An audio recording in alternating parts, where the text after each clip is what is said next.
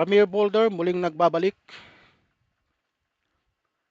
Ito po ang mainit ngayon, ang muling impeachment laban kay PBBM.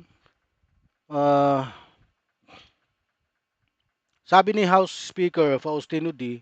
III nitong Lunes, Enero 19, na walang batayan upang bigyang katwiran ang impeachment complaint na inihain laban kay Pangulong Ferdinand Marcos Jr. at binigyang diin na isinasakatuparan ng punong ehekutibo ang mandatong pinagkatiwala sa kanya ng taong bayan sa alinsunod sa batas.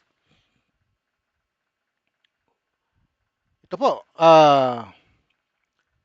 kung susuriing mabuti ang panawagan ng impeachment laban kay Pangulong Bongbong Marcos ay mas maingay kaysa matibay. Ha? Wala itong sapat na batayang legal at higit na pinapagana ng interes pampubliko kaysa sa ustisya.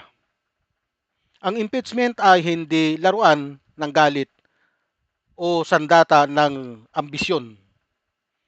Isa itong mabigat na prosesong konstitusyonal na nangangailangan ng malinaw na konkreto at matibay na ebidensya.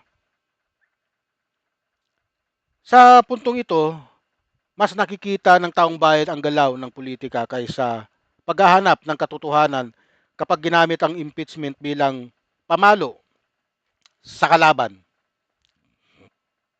Ang talo ay hindi ang Pangulo, kundi ang mismong institusyon ng demokrasya.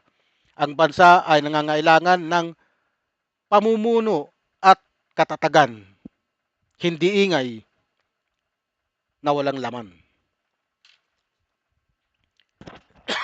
Excuse me. Ito po, wala tayong nakikitang batayan na magbibigay katwiran sa isinampang impeachment complaint laban kay Pangulong Ferdinand Bongbong Marcos Jr. Yan po mismo ang sinasabi ni Bogie D, Speaker of the House. Ano? Sapagkat ang impeachment po